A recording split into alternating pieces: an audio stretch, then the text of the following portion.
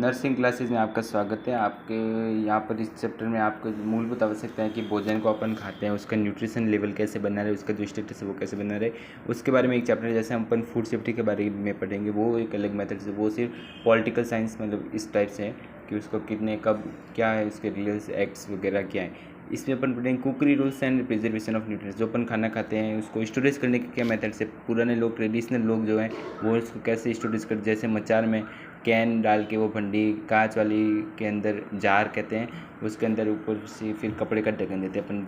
Complete ढक्कन या एकदम सील नहीं करते, कपड़े का ढक्कन करके अपन बाहर से गांठ लगाते हैं। तो ये क्या क्या मेथड्स हो सकते हैं, उसको हम कैनिंग कहते हैं। यहाँ पर लिखा हुआ है कैनिंग, साथ साथ में अपन कुछ नोट्स वगैरह इस ब्लैंक पेज को अपन फिल करेंगे। ओके, तो सबसे पहले अपन के पास है कुकिंग। What is cooking?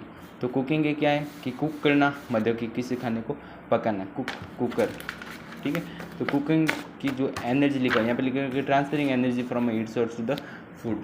जो भोजन को हीट सोर्स देना ही अपन के पास कुकिंग की जो डेफिनेशन आ गई है।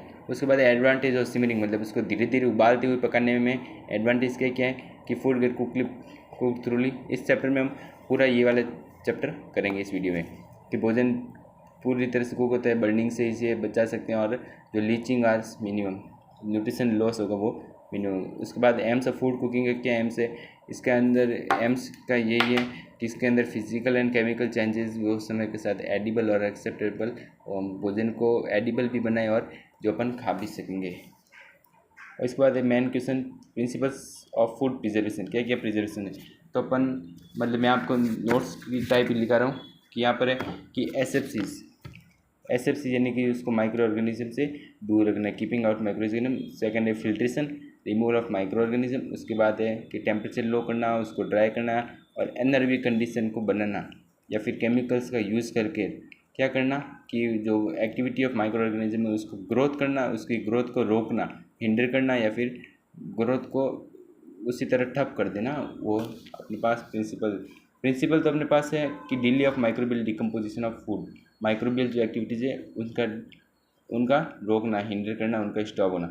उसके बाद यूज़ ऑफ ये हो गया by killing microorganism, use heat और इरेडिएशन। आपको बताइए कि इरेडिएशन किसे कहते हैं। इरेडिएशन में अपन कुछ वेव्स वगैरह डालते हैं जिससे भोजन की क्या होती है, एकदम सिक्योरिटी होती है। माइक्रो ऑर्गेनिज्म जो सूक्ष्म जीव होते हैं वो डेथ हो जाती है उनकी।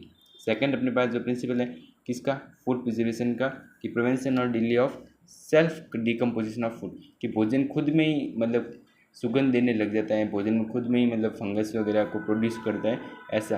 तो इसका मतलब क्या है कि इनएक्टिवेशन ऑफ फूड एंजाइम, अगर हम उसके अंदर कुछ ब्लीचिंग डाल देंगे या फिर उसको गर्म करेंगे तो उसके जो भोजन के जो एंजाइम्स वगैरह जो ऑर्गेनिक मटेरियल्स होंगे वो इनएक्टिवेट हो जाएंगे, या फिर वो डिकम्पोज भोजन को नहीं होने देंगे। उसके बाद इसी के अंदर दूसरा प्रिंसिपल का दूसरा पॉइंट है कि जो केमिकल्स हम कुछ ऐड करेंगे जिसमें एंटीऑक्सीडेंट्स भी हो सकते हैं। एंटीऑक्सीडेंट्स क्या करेंगे, भोजन को जो ऑक्सीडेशन प्रोसेस से अवॉइड करेंगे।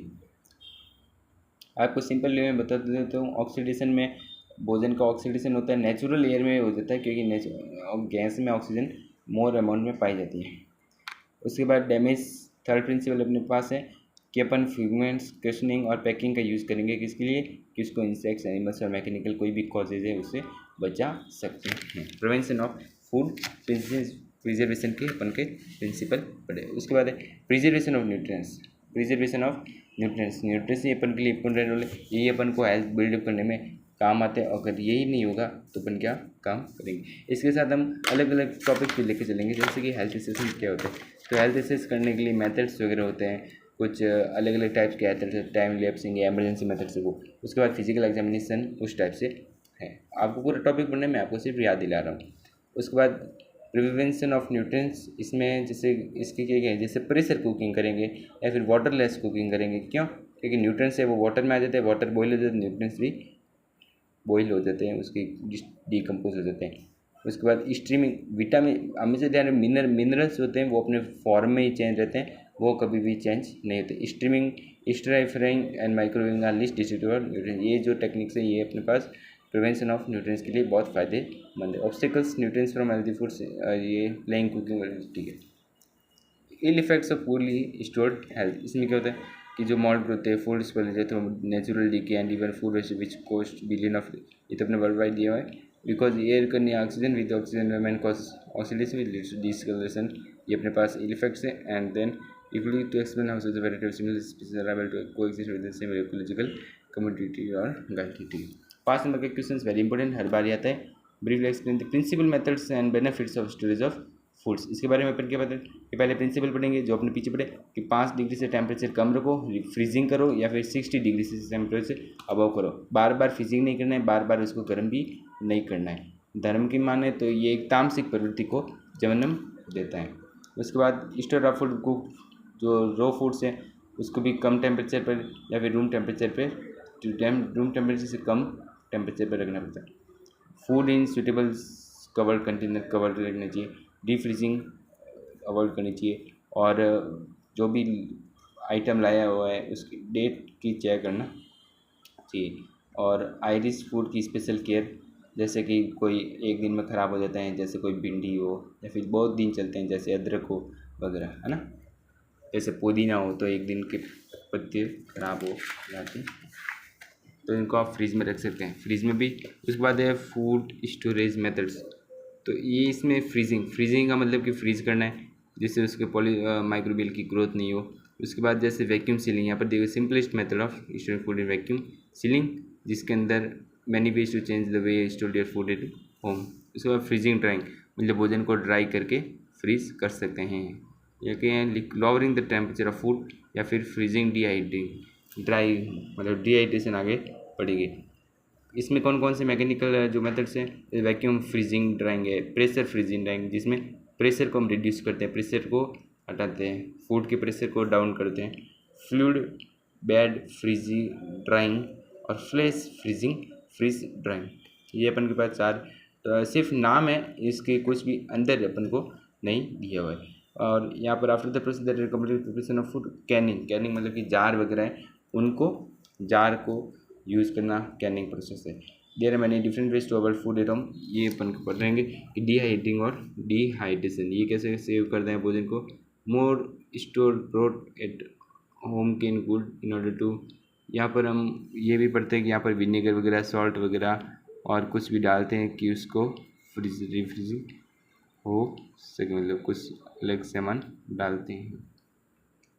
Vacuum ceiling is the process of renewable air surrounding, ये माइलर बैग्स रेफ्रिजरेटर का, और उसके बाद इसके बेनिफिट्स दिए गए हैं। आप ये समझ सकते हैं, आराम से समझ लो कि फूड स्टोरेज हैजेट अगेंस्ट अनएम्प्लॉयमेंट और इनकमिंग, ये तो वो benefits emergency food storage help keep family out in local and national civil unrest devastating terrorist attack, और ये तो नॉर्मल है। when you are storing your food in refrigerator you will need to take certain precautions भी होते हैं। These include the following: keeping the refrigerator closed at all time, refrigerator bag instead of plastic ones, containers और bags reusable containers use करना है। और आगे बढ़ते हैं।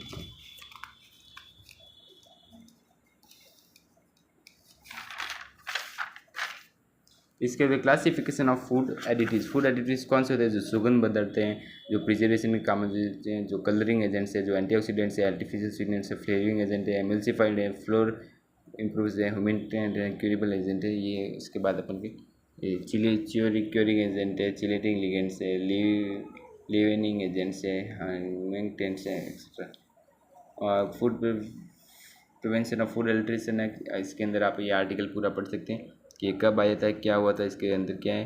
पेनल्टी भी इसके अंदर दी हुई है, आपके पास दी हुई है उसकी कि उसको 1 साल की ब्रेक होगी, उसको वार्निंग दी जाती है, या फिर 6 मंथ के लिए या 1 साल के लिए उसको 2000 रुपये भी लिए जाते हैं और जेल भी भेजा जाता है। फूड इंस्पेक्टर्स, इसमें क्वेश्चन आने की संभावना कम है, लेकिन फंक्शन ऑफ FSSAI ये इम्पोर्टेंट क्वेश्चन है। आप हेडिंग डालोगे तो भी आपको 10 में से 8 नंबर तक पके दे के जाएगा।